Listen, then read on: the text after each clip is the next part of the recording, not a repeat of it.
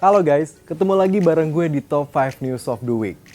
Minggu ini ada beberapa berita menarik. Dari Menteri Agama soal aturan toa masjid, lalu ada Permenaker soal pencairan JHT. Nah, kemudian Crazy Rich Medan Indra Kents yang ditetapkan sebagai tersangka kasus investasi bodong. Lalu ada berita soal kedelai yang mahal dan langka. Dan terakhir, Rusia lancarkan agresi ke Ukraina. Oke, kita mulai dari berita pertama. Menteri Agama Yakut Khalil Qomas sedang tersandung masalah nih. Nah, kan ramai soal aturan toa masjid. Kementerian Agama membuat aturan tata cara penggunaan toa masjid dan musola. Tujuannya untuk menjaga kerukunan umat beragama. Jadi untuk azan, ceramah, dan pengajian ada aturan penggunaan toanya sekarang.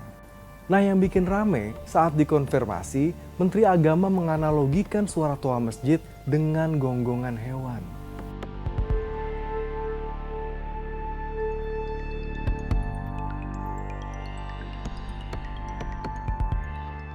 Nah kan, buntut dari ucapannya, Yakut Khalil langsung dilaporkan mantan Menpora Roy Suryo ke Polda Metro Jaya hari Kamis 24 Februari kemarin sebagai dugaan penodaan agama.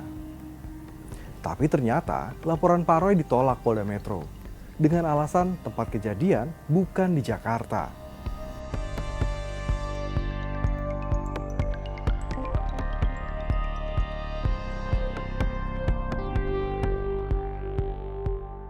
Banyak yang menyayangkan pernyataan Menteri Agama. Bahkan sejumlah tokoh dan ulama mendesak Yakut untuk meminta maaf. Di antaranya dari fraksi P3 dan PKS. Gimana kalau menurut kamu soal berita ini?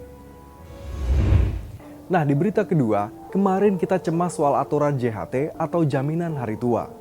Yang dugaannya baru bisa dicairkan setelah pensiun di usia 56 tahun.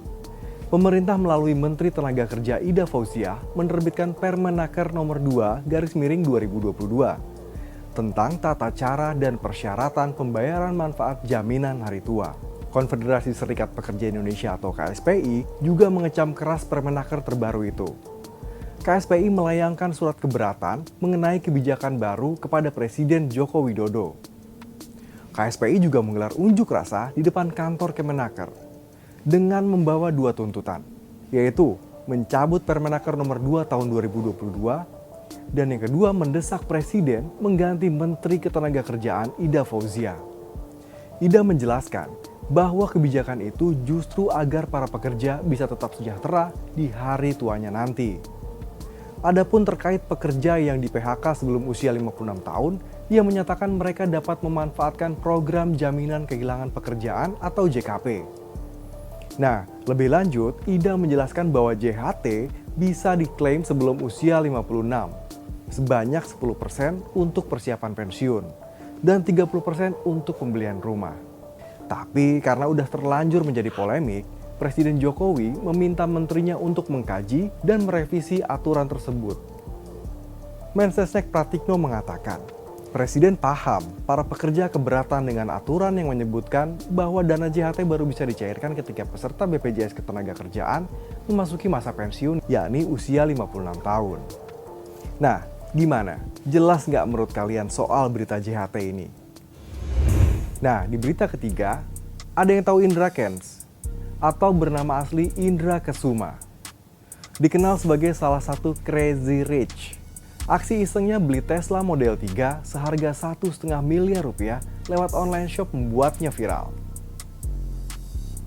Indra Kents ini kerap membagi-bagikan video gaya hidup mewah di media sosial, membeli mobil, naik jet pribadi, pamer uang tunai, dan lain sebagainya. Nah, saat ini Indra sedang tersandung kasus trading ilegal yang dikenal dengan nama Binomo. Korban yang tertipu udah banyak banget di berbagai daerah di tanah air. Indra juga sering membagikan saran bagaimana cara berinvestasi di Binomo. Nah, setelah diperiksa selama 7 jam, Indra Kents ditetapkan sebagai tersangka dan langsung dilakukan penahanan. Indra terancam hukuman 20 tahun penjara karena diduga melakukan tindak pidana pencucian uang. Polisi juga akan menyita seluruh aset Indra.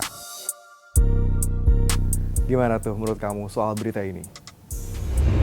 Minggu ini, setelah minyak goreng mengalami kelangkaan, sekarang giliran harga kacang kedelai mengalami kenaikan. Imbasnya ya ke makanan favorit masyarakat Indonesia, tahu sama tempe. Nah, menyikapi kenaikan harga kedelai, para produsen tahu dan tempe kompak mogok produksi dari tanggal 21 hingga 23 Februari.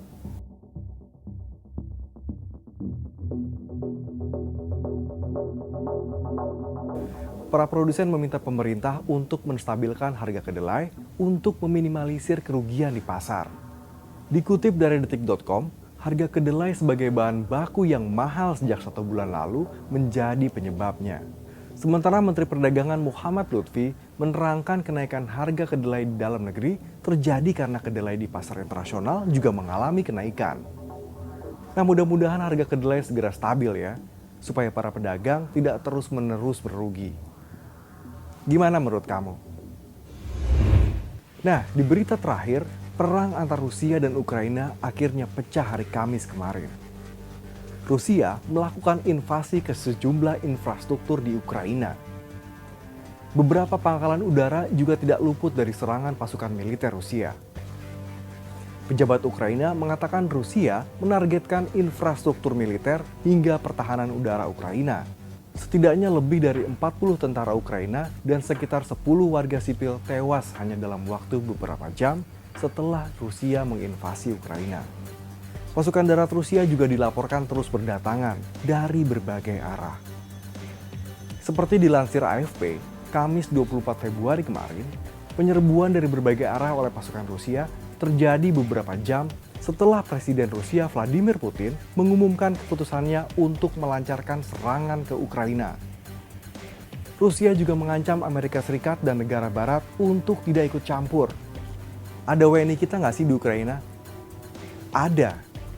Direktur Perlindungan WNI Kementerian Luar Negeri, Juda Nugraha mengatakan, pihaknya telah menjalin komunikasi dengan 138 warga negara Indonesia yang berada di Ukraina. Pemerintah menyiapkan rencana kontingensi dengan berkumpul di kantor kedutaan Republik Indonesia di kota Kiev. Lantas kenapa Rusia menginvasi Ukraina? Rusia udah lama menolak kedekatan Ukraina dengan institusi-institusi Eropa. Pakta Pertahanan Atlantik Utara atau NATO, serta Uni Eropa. Vladimir Putin ngeklaim Ukraina adalah negara boneka barat dan tidak pernah menjadi sebuah negara yang layak.